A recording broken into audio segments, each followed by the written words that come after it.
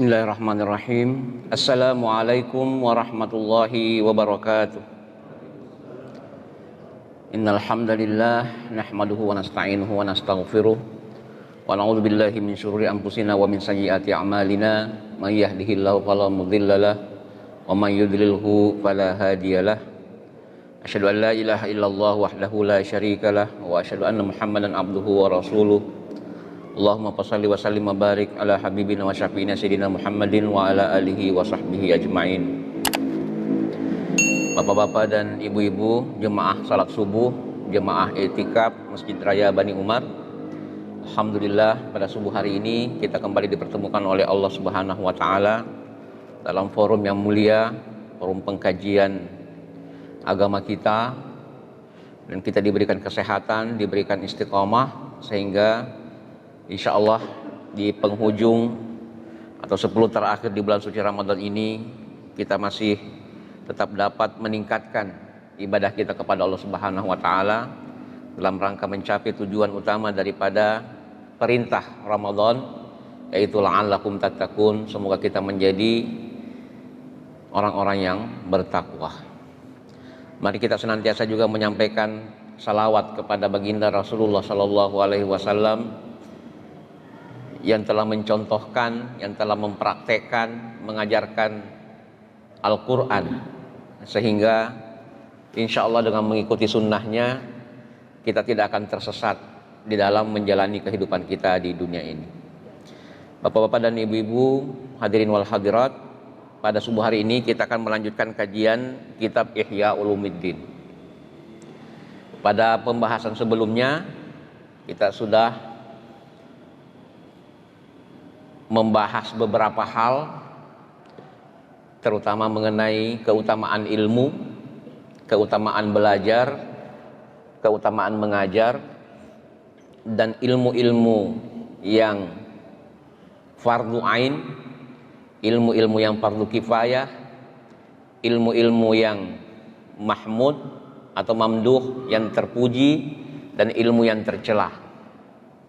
Pada kesempatan ini kita akan melanjutkan bahasan mengenai kondisi orang yang berilmu itu. Ternyata Bapak Ibu sekalian, tidak semua orang yang berilmu ini pada ujungnya menjadi mulia. Ada pemilik ilmu yang kita sebut dengan ulama yang ternyata mendapatkan ancaman melebihi daripada orang juhala atau orang jahil. Pada bab ini fi afatil ilmi bayanu alamati ulama'il akhirah, menjelaskan tentang tanda-tanda ulama akhirat, wal ulama as-su, dan ulama dunia atau ulama yang su, ya, ulama yang buruk.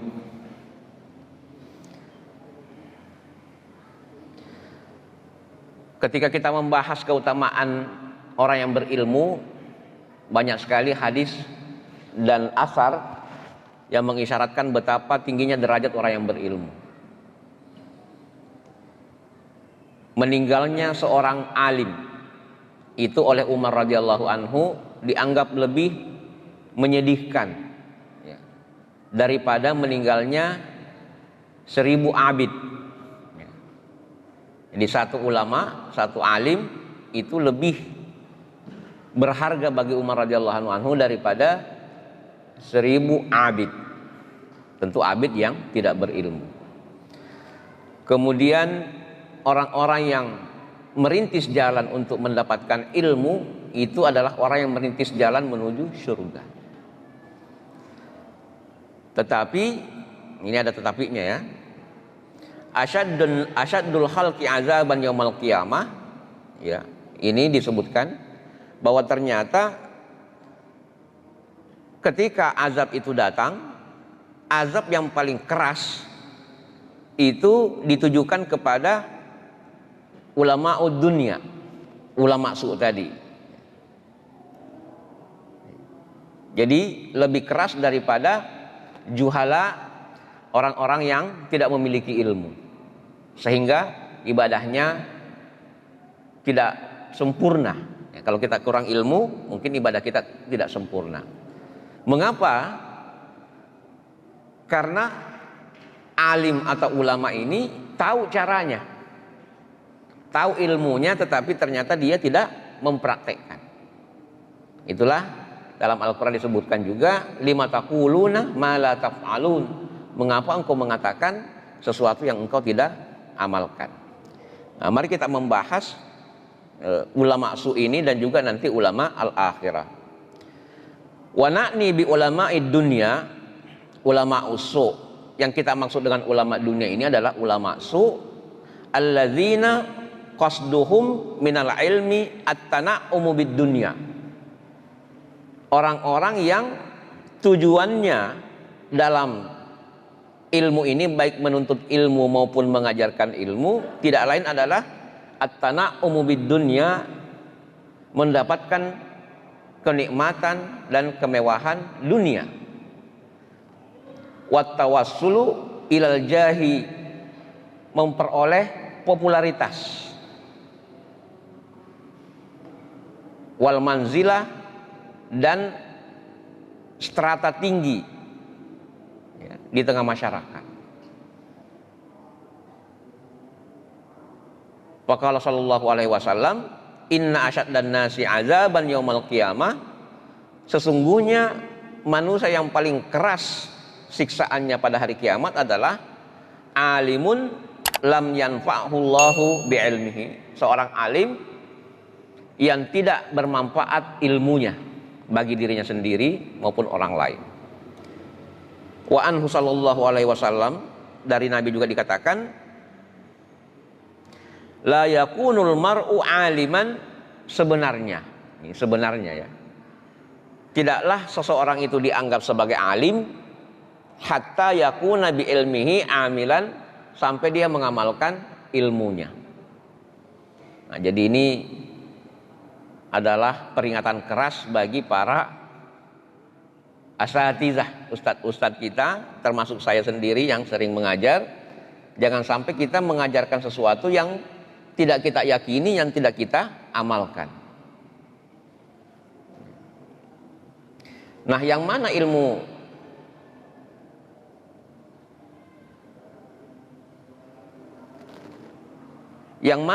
yang bermanfaat itu adalah ilmun fil qalbi, ilmu yang merasuk ke dalam hati. Jadi bukan hanya teoritis. Ilmunya, pengetahuannya, pemahamannya terhadap Al-Quran, pemahamannya terhadap hadis itu merasuk ke dalam hatinya, sehingga tercermin daripada akhlaknya. Kita sering mendengar mungkin orang yang ketika bicara seakan-akan timur dan barat dikuasai, tetapi ketika melihat amaliyahnya, dengan tetangganya bertengkar ya, dengan saudaranya bermusuhan dan lain-lain, itu menandakan bahwa ini ilmunya tidak merasuk ke dalam kalbunya. Oleh karena itu Rasulullah SAW mewanti-wanti kita. Qala sallallahu alaihi wasallam, yakunu fi akhir zaman. Ini ada banyak hadis-hadis Nabi yang mewanti-wanti kita tentang akhir zaman. Salah satunya ini mengatakan, ubadun juhalun, orang yang rajin beribadah tapi tidak memiliki ilmu. Ini kita juga harus hindari. Maka kita wajib untuk menuntut ilmu yang kita sebut kemarin sebagai fardu ain, supaya salatnya benar, wudunya benar. Tidak banyak sebenarnya, yang penting salatnya benar, wudunya benar, bacaannya benar. Kemudian wa ulama'u fusakun, dan ulama-ulama yang fasik. Fasik ini artinya ulama tetapi berani berbuat dosa. Nah, ini dua hal yang dikhawatirkan oleh Nabi SAW, dan kenyataannya ada, pasti ada. Nah, na'udzubillah min zalik.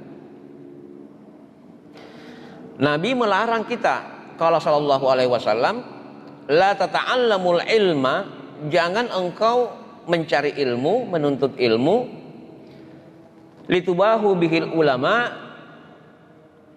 untuk ya berhebat-hebat, ya membesar-besarkan diri di kalangan ulama.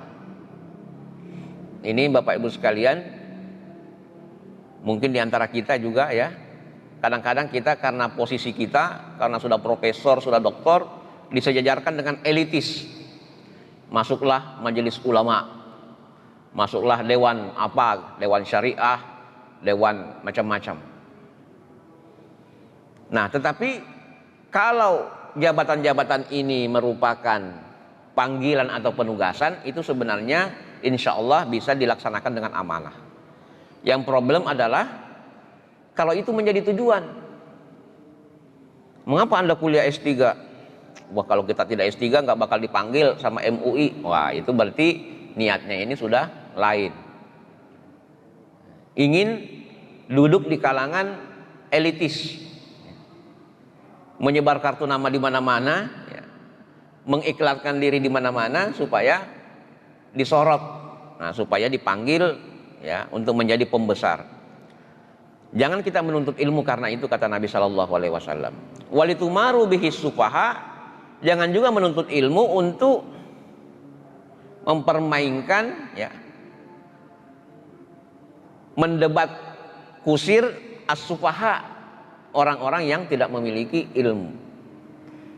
Awas nanti pokoknya saya akan belajar, habis itu kita debat habis-habisan. Jadi dia niatnya menuntut ilmu itu untuk mendebat orang lain, untuk menunjukkan dirinya hebat. Walitasrifu bihi wujuhan nasi ilaikum, dan untuk memalingkan atau memanggil perhatian manusia kepada kalian, kepada kita, supaya hebat, ya, supaya terkenal, supaya dipuja-puji orang. Ini dilarang oleh Nabi. Faman fa'ala dzalika fahuwa finnar. Siapa yang melakukan itu tempatnya di neraka. Nauzubillah min dzalik. Ini luar biasa ancamannya. Nah ini problem kita. Kemudian hadis Nabi yang lain mengatakan man katama ilman. Nah ini juga problem. Siapa yang menyembunyikan ilmu, ya, aljamahullahu bilijamin minan nar, maka dia akan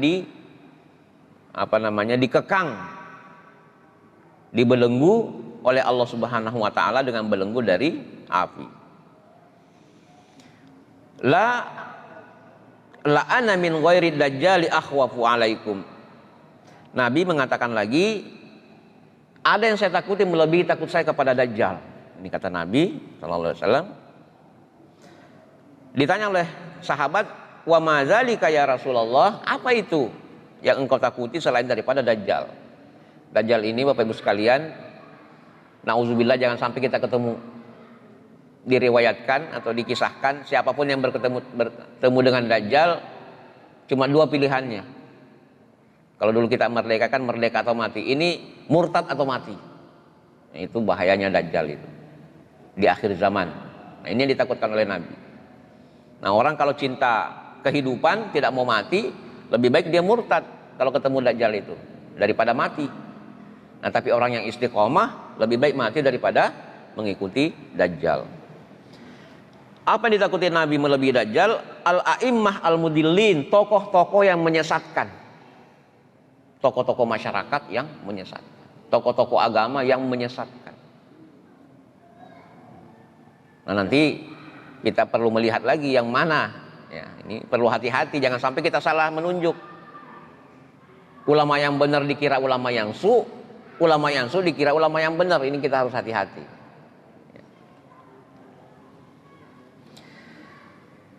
Nah, mana di antara ciri-cirinya itu?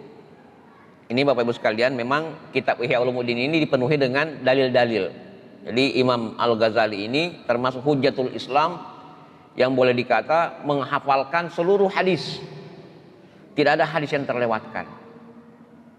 Ya, jadi kalau ada ulama-ulama belakangan yang mengkritik, nah, coba tanya saja berapa hadis dia hafal. Dan ada juga itu, ada proses dekonstruksi. Jadi ulama-ulama yang kita kagumi ini kemudian dijelek-jelekkan. Itu menyebarkan hadis dhaif. Ada tuduhan kepada Imam Ghazali demikian. Pertanyaannya kan, ente hafal berapa? Ente hafal berapa hadis? Berani mengatakan Imam Ghazali ini penyebar hadis dhaif. Beliau menghafalkan seluruh hadis. Apa kata Nabi lagi? Man izdada ilman, siapa yang bertambah ilmunya, walam yazdad hudan, tetapi tidak bertambah hidayahnya.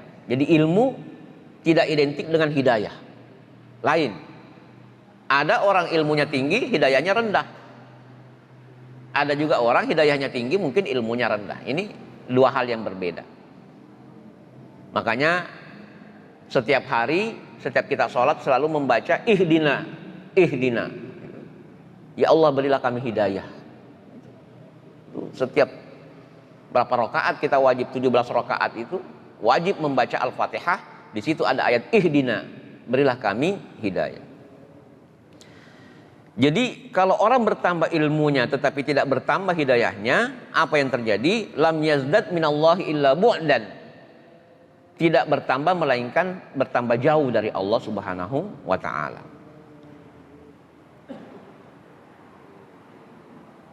Inilah hadis-hadis yang menunjukkan betapa bahayanya. Ala azimi khatril ilmi, ternyata ilmu ini juga berbahaya. Berbahaya kalau apa? Berbahaya kalau disalahgunakan. Harusnya ilmu ini disebarkan untuk membimbing umat, membimbing diri sendiri, membimbing keluarga. Tetapi ilmu ini digunakan justru untuk kepentingan dunia, kepentingan diri sendiri. Akhirnya nanti kita lihat ketika ada tawaran untuk memberikan pendapat kepada manusia menurut pesanan daripada, kalau dulu itu selalu disebut pemerintah, karena dulu seringkali ulama ini berbeda pendapat dengan para khalifah, Bapak Ibu sekalian, para khalifah belum tentu sejalan dengan para ulama pada zaman dahulu. Kenapa? Para khalifah ini mungkin di mana-mana saja yang namanya pemerintah itu, raja-raja itu, penguasa itu, kalau sudah bergeliman dengan harta, menikmati kekuasaan, kadang-kadang menggunakan segala macam cara untuk mempertahankan kekuasaan, mempertahankan sumber hartanya itu. Nah, kemudian di sinilah ulama mengambil sikap. Itu tidak betul. Dan mereka mengambil jarak dengan para penguasa.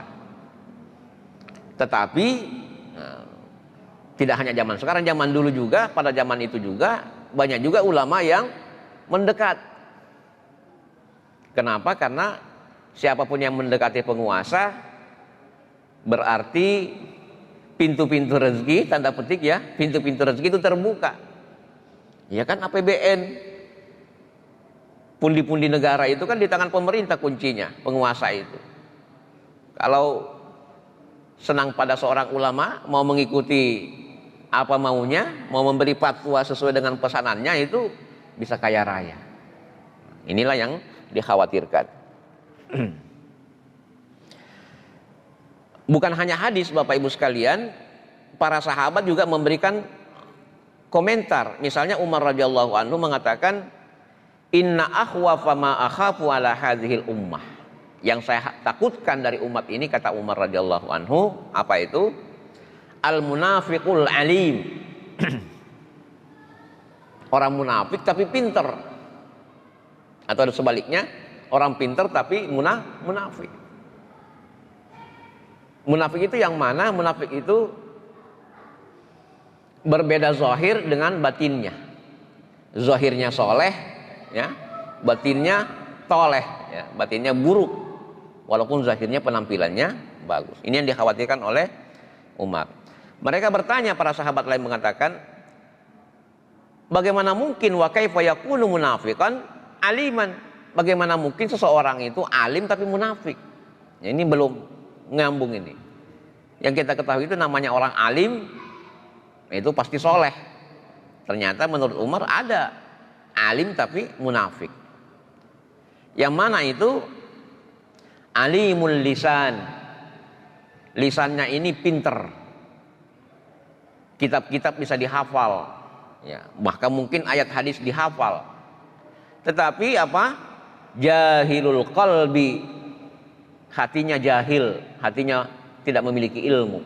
Artinya tadi ilmu itu, teori-teori ilmu ini tidak merasuk ke dalam hatinya, wal amali, dan tidak mengamalkan. Jadi munafik ini kalaupun mengamalkan, Bapak Ibu sekalian, yang diamalkan itu karena ada sesuatu. Ya, sering kita dengar contoh anak muda, ya, kalau sholat di tempat calon mertua itu bisa lama sholatnya itu, nah, supaya mendapat nilai plus. Tapi kalau tidak ada efek-efek lainnya, bisa jadi sholatnya kecepatan tinggi ataupun tidak sholat sama sekali. Ya, ini ciri-ciri orang munafik. Ya.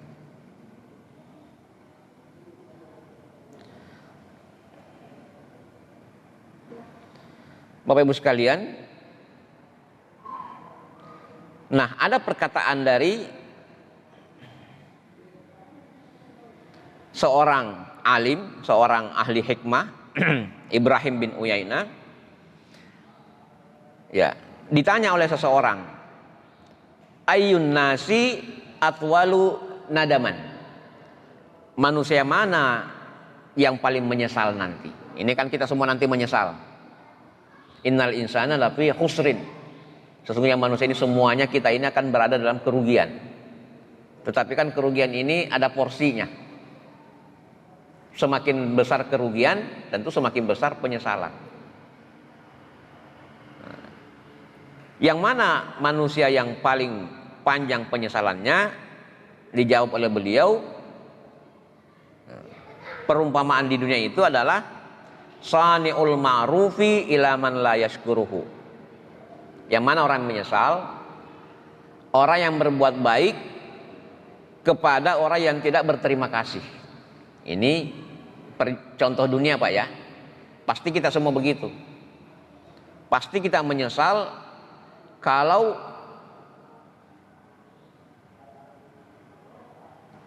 sani'ul ma'ruf, berbuat kebaikan, memberi donasi, memberikan bantuan, memberikan fasilitas, ilaman la yashkuruhu, kepada orang yang tidak tahu berterima kasih. Ini normalnya, ya. Ini hanya perumpamaan saja. Semua orang pasti begitu.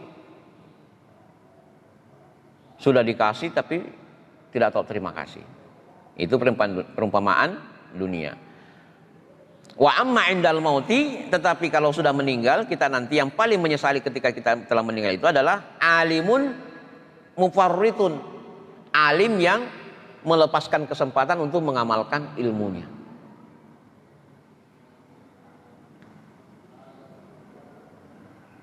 Tahu banyaknya pahala bersedekah, tidak bersedekah. Tahu banyaknya pahala salat berjamaah, tidak berjamaah. Tahu banyaknya pahala, ya, atau tahu berdosanya orang yang meninggalkan fardu, tetapi dia malah meninggalkan fardu. Kalau tadi amalan sunnah mungkin kita masih bisa mentolerir, ya, yang namanya amalan sunnah. Ya, jadi Bapak Ibu jangan juga kita mencap ini kok ulama tapi tidak pernah salat sunnah. Ntar dulu. Ya, mungkin kalau amalan sunnah ini memang ada banyak pilihan. Tidak semua kita bisa mengikuti. Ada orang yang kuat untuk sholat sunnah, tetapi tidak kuat untuk puasa sunnah. Ada juga orang kuat puasa sunnah, tapi sholat sunnahnya nggak kuat. Ada orang tidak kuat dua-duanya, tapi kuatnya di infak secara ikhlas. Ada juga yang begitu. Tidak bisa. Atau jangan kita memaksakan diri, semua mau dilakukan. Puasa sunnahnya iya, salat sunnahnya iya, infaknya iya. Kalau bisa alhamdulillah, tapi jangan memaksakan diri. Khawatirnya suatu saat mencapai titik jenuh. Apalagi kalau sudah tergoda, tiba-tiba mendapatkan musibah, drop. Kenapa drop? Karena mengharapkan mengapa Allah tidak menolong saya. Padahal saya, nah itu kan sudah mulai itu. Padahal saya sudah salat sunnah, padahal saya sudah infak, padahal saya sudah puasa sunnah. Mengapa saya masih kena musibah seperti ini? Akhirnya putus asa. Itu jangan sampai demikian. Makanya Nabi mengatakan, Ditanya amal apa yang terbaik, adwamuha wa in qalla. Rutin dilakukan walaupun itu tidak banyak, walaupun itu sedikit. Hadirin rahimakumullah. Kemudian Imam Ghazali juga mengutip salah satu tokoh yang bernama Al-Khalil bin Ahmad. Beliau ini membagi manusia. Ar-rijalu, orang-orang ini atau manusia ini, arba'atun, ada 4 macam. Nah, ini coba kita lihat kira-kira di mana posisi kita di antara 4 golongan ini. Yang pertama, rajulun yadri, orang yang ngerti, orang yang tahu, orang yang punya ilmu. Wa yadri annahu yadri. Jadi itu rajulun yadri wa yadri annahu yadri. Orang yang tahu dan tahu bahwa ia tahu. Apa rekomendasinya? Fazalika alimun, itulah alim yang sesungguhnya. Fattabi'uhu, maka ikutilah. Ikutilah orang seperti ini. Dia ngerti, kemudian tahu bahwa ia ngerti. Nah, inilah yang mengamalkan ilmunya. Ikutilah dia. Yang kedua, rajulun yadri, orang ini sebenarnya tahu. Orang ini sebenarnya tahu, yadri, punya ilmu. Wala yadri annahu yadri, tetapi dia tidak tahu kalau dia tahu. Apa rekomendasinya? Fadzalika naimun fa'aiqadhuhu. Orang seperti ini lagi tidur, bangunin. Ya, mungkin kita punya saudara, punya tetangga, punya guru. Ini guru saya hebat sebenarnya ini. Tetapi dia di kampung saja. Tidak mau ngajak murid, tidak mau ngajar-ngajar, padahal ilmunya bagus. Ini bangunkan, Pak Ustadz, ajar kita dong. Kalau perlu saya kumpulkan orang-orang, antum yang ngajar, karena antum punya ilmu. Ada orang begitu. Ya, ini harus dibangunkan, harus disadarkan supaya dia mengamalkan atau mengajarkan ilmunya. Yang ketiga, rajulun la yadri, orang yang tidak memiliki ilmu, tidak tahu. Wa yadri annahu la yadri, tapi tahu kalau dia tidak tahu. Ya, jadi dia tahu, bahwa dia tidak memiliki ilmu. Fadzalika mustarsyidun fa'arsyiduhu, orang seperti ini perlu kita berikan tuntunan. Nah, ini yang penting ya. Nah, mungkin kita banyak dalam posisi ini. Kita tidak memiliki ilmu tapi ngerti bahwa kita tidak memiliki ilmu. Nah, kita inilah yang perlu mendapatkan bimbingan. Sisihkan waktu, sisihkan tenaga untuk mendapatkan irsyad, cari mursyid. Ya, sebenarnya namanya mursyid ini takhasus Bapak Ibu sekalian. Jadi kadang-kadang kita ini banyak gurunya tapi tidak jelas yang mana guru utamanya. Kalau dulu orang-orang itu memang menyengaja kepada seorang alim untuk belajar. Saya mau belajar kepada Anda, maka diajari. Nah, kita ini karena YouTube juga banyak, ustadz-ustadz juga banyak, ngaji di sana sepotong, ngaji di sana sepotong, ngaji di sana sepotong, akhirnya nggak ketemu. Sanadnya juga nggak nyampe. Nah, jadi perlu kita mursyid. Ya, tentu Bapak Ibu sekalian, mursyid yang dimaksud di sini adalah mursyid yang memang membimbing spiritual kita. Jadi kalau kita belajar Bapak Ibu sekalian, bukan hanya belajar rukun syarat saja, tetapi hikmah di balik itu yang kita pelajari dari para mursyid ini. Kalau dia tidak bisa membimbing spiritualitas kita, berarti sebenarnya ini adalah guru teoritis. Ya, tidak apa-apa juga ya belajar teori, tetapi itu bukan mursyid yang sesungguhnya. Itu bisa disebut mudarris, ya, muallim, hanya mengajari ilmu. Tapi kalau mursyid itu yang membimbing spiritualitas kita. Nah, kemudian ciri-ciri orang alim juga Pak, ya, adalah kata Ibnu Al-Mubarak, la yazalul mar'u aliman. Orang ini atau seseorang itu masih menjadi seorang alim ma talabal ilma, selama dia masih mau belajar. Selama dia masih mau belajar. Jadi sebenarnya makanya kita punya guru-guru itu kitabnya itu berjejer. Ya, setiap hari cabut satu, lihat atau ada masalah tinggal cabut. Semua itu ditelaah. Kenapa? Ya, fa iza dhanna annahu qad alima faqad jahula.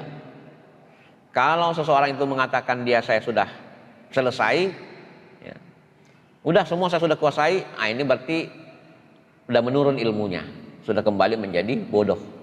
Nah, ini adalah ahli hikmah. Jadi tidak ada waktu untuk berhenti belajar. Jangan dikira Bapak Ibu sekalian kita yang awam ini setengah mati belajar ke sana kemari, didengar pengajian sana sini. Guru-guru yang benar, guru-guru yang benar ya. Guru-guru yang benar ini mereka kalau mengajarkan satu bab ilmu, dia harus menguasai dulu 3 bab atau 4 bab ilmu. Kenapa? Karena kita ya ibarat mau memberi air, ya ini embernya harus penuh dulu. Jangan sampai mau memberi air tapi embernya kosong ya. Baik.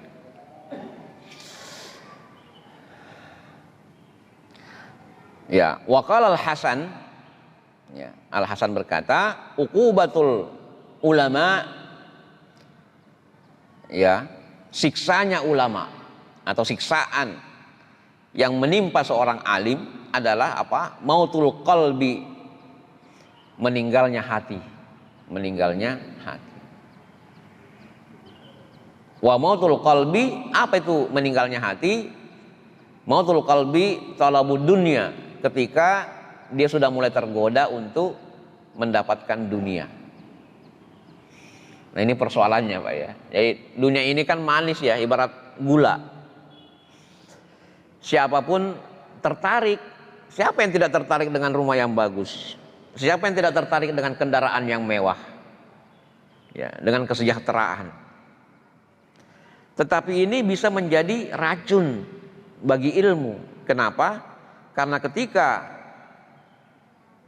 ya, thalabud dunya ini menghinggapi seorang alim, maka pada saat itu matilah hatinya. Nah, ini kita bicara alim.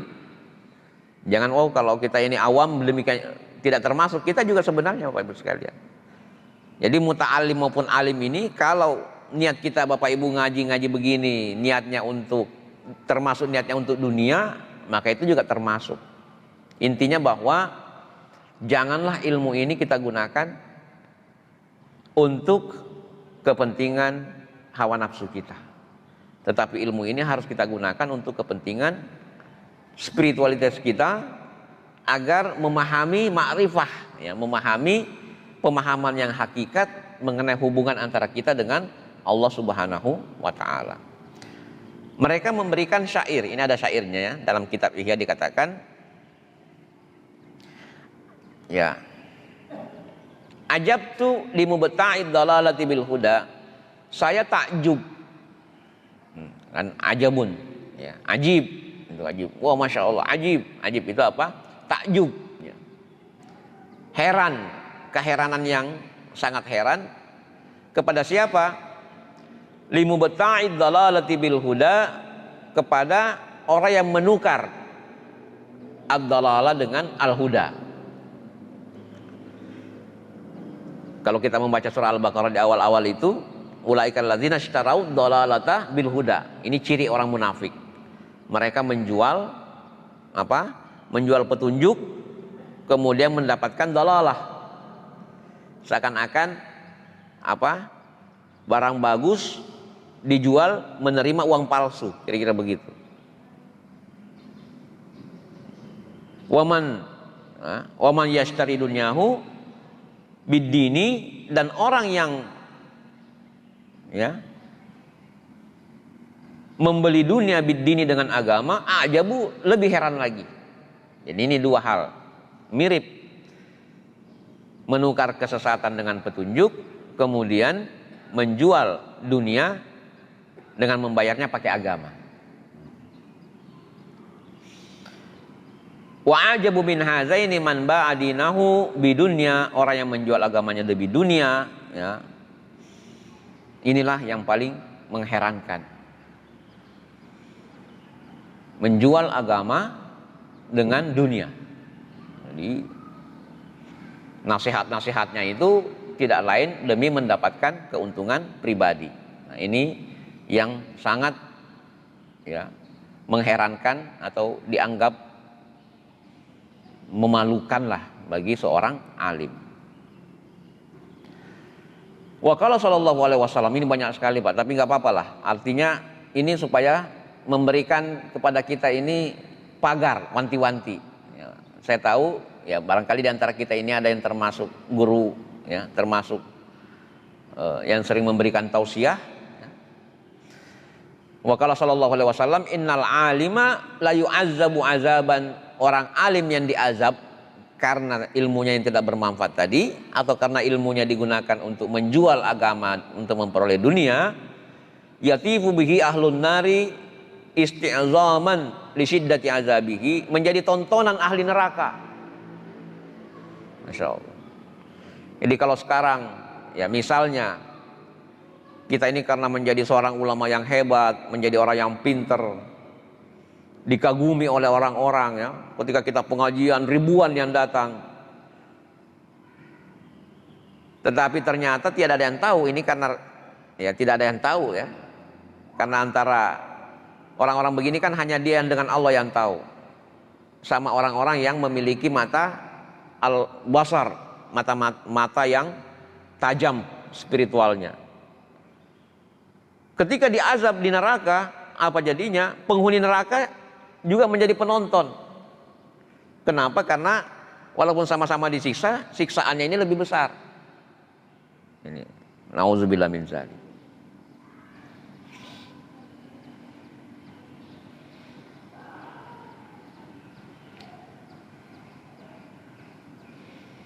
Ya. Bahkan ada dialog, ya di sini dikutip, ditanya, mengapa kalian disiksa seperti ini? Ya. Mengapa Anda itu disiksa seperti sekeras siksaan seperti ini? Apa jawaban orang-orang ini? Dia mengatakan, kuntu amru bil khairi, dulu saya selalu menyuruh orang berbuat baik. Wala atihi, tapi saya tidak melakukan kebaikan itu. Jadi di mana-mana saya orang, ayo berbuat baik, ayo bersedekah, ayo salat, ayo apa, semua kebaikan diajarkan. Tetapi dirinya sendiri karena tidak ada yang lihat, dia bahkan mungkin salat fardu tidak dilakukan, ya. Alasannya macam-macam. Nah, inilah yang mengakibatkan siksa yang pedih. Wa anha anisyarri wa atihi, saya juga dulu sering melarang orang untuk berbuat dosa, tetapi justru saya yang melakukan. Inilah kabura maqtan indallah antaqulu ma la taf'alun. Dosa yang sangat besar di sisi Allah jika engkau melakukan mengucapkan apa yang engkau tidak lakukan. Maka Allah berfirman, innal munafiqina fid darkil asfali minan nar. Orang-orang munafik itu lebih bawah. Jadi kalau neraka itu Pak, jadi tingkatannya begini. Kalau surga semakin tinggi derajatnya, ya. Jadi, tapi kalau neraka semakin buruk semakin ke bawah. Nah, jadi munafik ini fid darkil asfali minan nar, level terendah daripada neraka. Lebih berat siksanya munafik daripada kafir. Lebih berat. Kenapa? Li'annahum jahadu ba'dal ilmi, karena orang munafik ini berbuat dosa sementara dia tahu bahwa itu dosa. Kalau yang lain-lain mungkin kebanyakan orang berbuat dosa karena memang ilmunya sedikit, ilmunya nggak tahu. Main judi, lo kok main judi yang nggak tahu? Dikira judi ini nggak apa-apa, nggak tahu kalau itu haram. Makan korupsi, lo kenapa kamu korupsi? Nggak tahu. Kirain korupsi itu boleh, ya kira-kira begitu ya. Ilmunya tidak ada. Tetapi orang munafik ini dia ngerti ini boleh, ini tidak boleh. Yang bagus dia tinggalkan, yang justru yang dilarang dia lakukan. Nah, Imam Ghazali memberikan perumpamaan, Pak.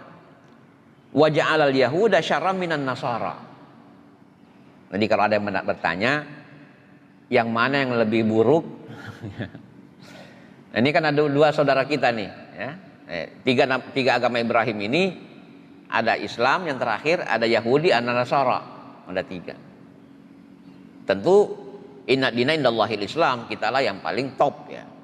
Tapi di antara dua ini, mana yang kalau di level ini mana yang paling rendah nilainya, kira-kira begitu, ya. Apa kata beliau? Al-Yahud syarran minan Nasara. Yahudi ini lebih buruk daripada Nasara. Kenapa? Padahal Nasara ini ma'annahum ma ja'alu lillahi subhanahu wa ta'ala waladan. Nasrani kan yang mengatakan Allah memiliki anak, ya. Dan Nasrani yang mengatakan salisu salasa, trinitas. Tetapi orang Yahudi ini angkaru ba'dal ma'rifah, mengingkari kebenaran setelah dia tahu. Jadi kalau kita baca Al-Quran itu, Bani Israel yang paling sering mendapatkan siksaan itu adalah ini, Yahudi, umatnya Nabi Musa itu.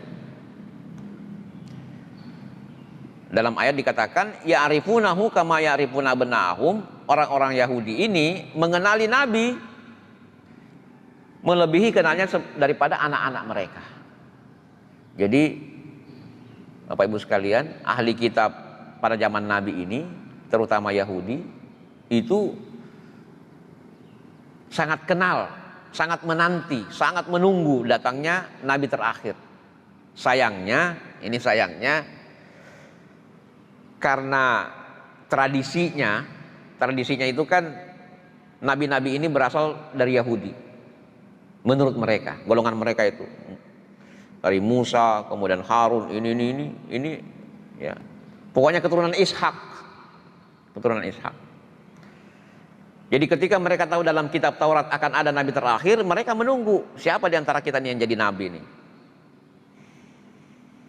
Ternyata Nabi terakhir muncul dari keturunan Ismail. Kecewa berat. Akhirnya itulah, diubahlah, yuharifunal kalima amma wadhihi, mereka mulai merubah kitab suci, dirubah. Ini beraninya orang Yahudi. Kitab suci pun dirubah. Padahal kalau Islam, Al-Quran, ini salah satu mukjizat Al-Quran ini Bapak Ibu sekalian, karena kita ini lagi menunggu nuzul Quran, menunggu Lailatul Qadar. Salah satu mukjizat Al-Quran ini tidak bisa dirubah. Tidak bisa dirubah. Sekecil apapun kesalahan dalam Al-Quran itu pasti ketahuan. Karena Allah sudah menyatakan, inna nahnu nazzalna dzikra wa inna lahu lahafizun. Kami menurunkan Al-Quran ini dan kami akan menjaganya betul. Para penghafal ini, dulu kita ada pesantren hafalan di sini, tapi karena Covid, ketika dikumpulkan para penghafal ini, mereka bisa menghafalkan persis huruf demi huruf, ayat demi ayat. Tidak ada yang terlewatkan. Di Kementerian Agama ada lajnah, di situ kumpul para penghafal Quran. Setiap ada perusahaan yang mau cetak Al-Quran, menyerahkan naskahnya. Ini benar nggak nih? Ini filmnya begini nih. Dicek satu-satu. Benar. Jadi di Mekah juga, di Madinah, Bapak Ibu kalau pernah percetakan Al-Quran di sana itu luar biasa. Kesalahan sedikit, bakar. Itu. Jangan sampai ada yang salah dalam Al-Quran. Tetapi kalau ahlul kitab ini, Yahudi ini justru menyengaja untuk merubah kitabnya. Ya, inilah makanya dia lebih buruk daripada Nasara. Ya, kemudian ini ada satu perumpamaan lagi Bapak Ibu sekalian. Dalam ayat dikatakan famasaluhu kamasalil kalbi. Perumpamaan orang-orang ini, orang-orang munafik ini, ya, orang-orang Yahudi ini seperti perumpamaan al-kalbu. Ya. Kalbun itu ya anjing ya. Al-kalbu, dog. Ini kadang-kadang susah menyebutnya karena kita melarang anak-anak jangan sebut ya, karena sering dipakai manggil orang. Jadi ketika kita menyebutkan binatangnya kadang-kadang kita menjadi risih juga. Al-kalbu, anjing ini, kenapa perumpamannya? Intahmil alaihi yalhas au tatruku yalhas. Mau dikasih apapun tetap aja dia menjulurkan lidahnya itu. Fakadzalikal alimul fajir, demikianlah perumpamaan alim yang fajir ya. Dia diberikan kitab, dia memahami Al-Quran, tetap saja dia syahwat. Apalagi memiliki ilmu tetap memperturutkan syahwat, tidak memiliki ilmu juga memperturutkan syahwat. Ya. Nah, lalu ini yang mana ciri-ciri ulama akhirat? Ya, ini masih ada waktu sedikit Pak ya, sampai syuruk. Salah satu cirinya adalah an la yatlubad dunya bi ilmihi. Ini kebalikan dari yang kita sebut tadi. Yang namanya ulama akhirat itu dia tidak menuntut dunia dengan ilmunya. Tidak mencari dunia dengan ilmunya. Dulu Imam Abu Hanifah ya, itu pengusaha. Alim tapi pengusaha. Jadi bukan mengandalkan undangan. Yang kita ini kadang-kadang ada istilah Bapak Ibu sekalian ya, di kalangan ustadz-ustadz ini ada istilah ustadz simatupang. Apa itu simatupang? Siang malam tunggu panggilan. Kenapa? Karena orientasinya ini adalah orientasi dunia. Wah, kenapa ini nggak ada panggilan ya? Padahal ya, atau ulama-ulama atau ya, dalam tanda petik ya tadi ya, yang menetapkan tarif ya, karena reputasinya sudah tinggi, ratingnya sudah tinggi, ketika ada yang mengundang coba konsultasi dengan manajer saya, manajernya ya, manajernya ini kan pemain juga. Manajer ini kadang-kadang ustadznya mungkin tidak tahu, manajernya yang paling tahu. Oh, sekian puluh juta. Loh, kok bisa segitu? Ya kan nanti Pak Ustadz kalau diundang kan harus pendampingnya 2. Ada tuh aninya, ada sampai 10 pendampingnya. Semua harus hotel, semua harus ini. Ya kita ini panitia karena memang pengen menghadirkan sang Ustadz, apa boleh, ya udahlah, bayar aja. Ya.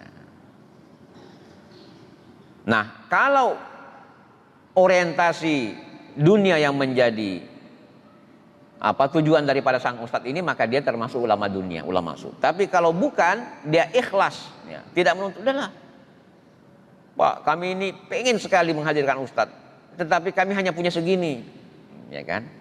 Oh, tidak apa-apa itu. Nah, kita bersyukur kalau ada ustadz-ustadz ketika ini justru dia yang memberi ya, justru dia yang memberi. Nah, tapi ini masih jarang ya, masih jarang.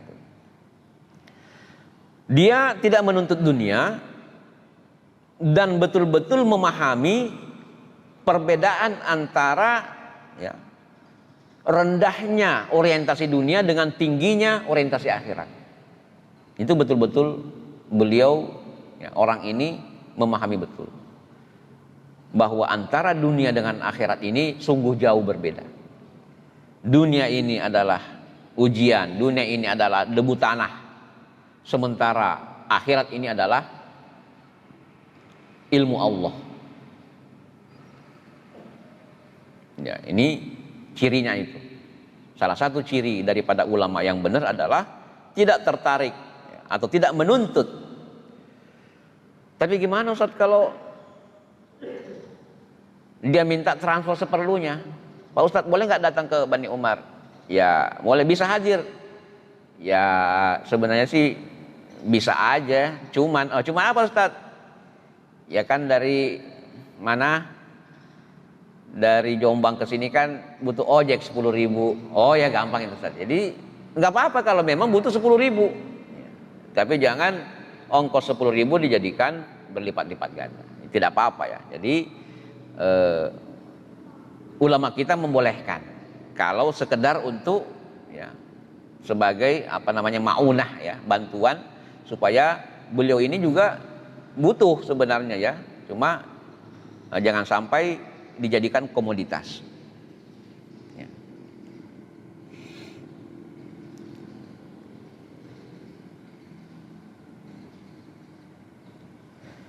Baik Bapak Ibu sekalian, itu mungkin pengantar kita untuk kajian kita pada hari ini, bahwa yang paling pedih siksaannya, paling dibenci oleh Allah Subhanahu wa taala adalah alim yang ilmunya justru digunakan untuk mendapatkan dunia sebanyak-banyaknya.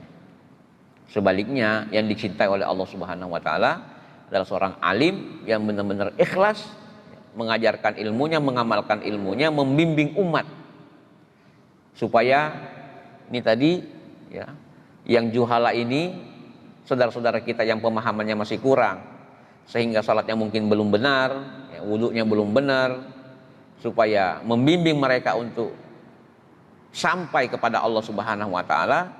Inilah dia ulama akhirat, ulama yang dicintai oleh Allah Subhanahu wa taala. Baik, itu pengantar dari saya. Mungkin ada waktu, saya berharap ada diskusi di antara jemaah. Ya, mungkin ada yang perlu diluruskan dari penjelasan. Ini saya betul-betul membacakan, ya. Ada PDF-nya. Ya, memang kitab Ihya Ulumuddin ini itu kitab gundul beberapa jilid. Kemudian ada ringkasannya, Pak. Itu yang diterjemahkan, tapi diringkas. Cuma kesulitan kita kalau membaca ringkasannya itu kadang tidak nyambung. Pertama, terjemahan, namanya terjemahan ini banyak yang tidak mewakili ya. Karena keterbatasan penerjemah, apalagi mungkin dikejar deadline, ayo dong cepat ini kita mau terbit, jadi terjemahannya cepat gitu ya. Kadang-kadang tidak nyambung, apalagi diringkas. Jadi ada plus minusnya. Kalau kitab aslinya ini panjang sekali, Pak. Kitab aslinya panjang. Makanya saya walaupun diloncat-loncat, tetapi mudah-mudahan kita mendapatkan wawasan inti daripada apa yang disampaikan oleh beliau.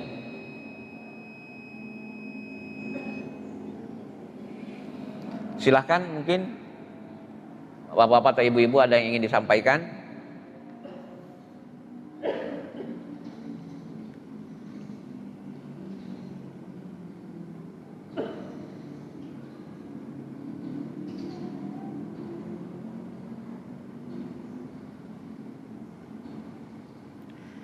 Baik, kalau tidak ada, saya tambahkan sedikit saja yang juga merupakan kesimpulan perkataan seorang tokoh bernama Sahal.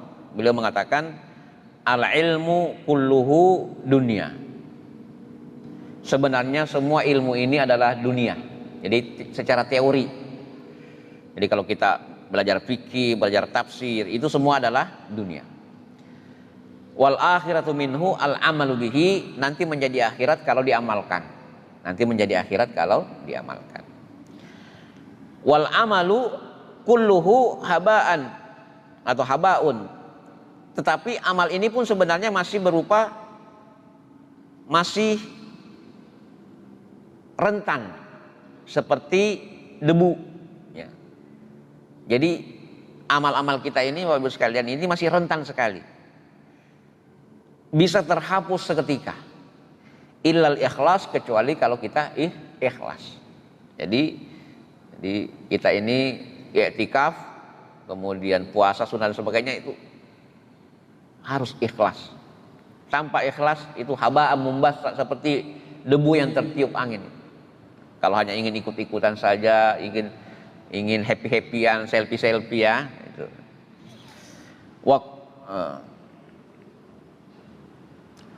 An-nasu kulluhum mauta. Sebenarnya manusia ini semuanya, kita ini adalah benda mati. Kita ini benda mati. Illal ulama, kecuali kalau memiliki ilmu. Wal ulama sukara, orang-orang yang memiliki ilmu ini juga sukara, seperti orang mabuk. Illal amilin, kecuali yang mengamalkan ilmunya. Wal amiluna orang-orang yang mengamalkan ilmunya ini kulluhum magruruna. Ini semua tertipu. Tertipu ilal mukhlisin, kecuali orang-orang yang ikhlas. Ya. Inilah saya kira merupakan kesimpulan dari kajian kita pada pagi hari ini.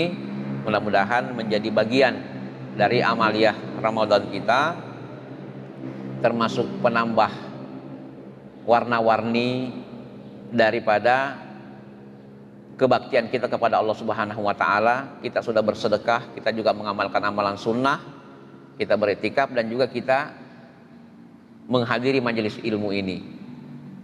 Itu menjadi kombinasi yang sangat indah dalam amaliyah Ramadan kita. Mudah-mudahan bermanfaat. Mari kita akhiri dengan sama-sama berdoa. A'udzubillahi minasyaitonirrajim. Bismillahirrahmanirrahim. Alhamdulillahirabbil alamin. Allahumma shalli ala sayyidina Muhammadin wa ala alihi wa sahbihi ajmain. Allahumma innaka 'afuwun tuhibbul 'afwa fa'fu 'anna ya karim. Allahumma nas'aluka ridhaka wal jannata wa na'udzubika min sakhatika wan nar. Allahumma 'allimna ma yanfa'una wa barik lana fima 'allamtana wa la ilma lana illa ma 'allamtana. Allahumma ighfir lana dzunubana wa kaffir 'anna sayyi'atina wa tawaffana ma'al abrar wa ighfir li walidina warhamhum kama rabbana shigara. Rabbana wa taqabbal minna salatana wa siyamana wa qiyamana wa ruku'ana wa ta'allumana wa tamim taqsirana wa tajawaz anna ya Allah ya rabbal alamin.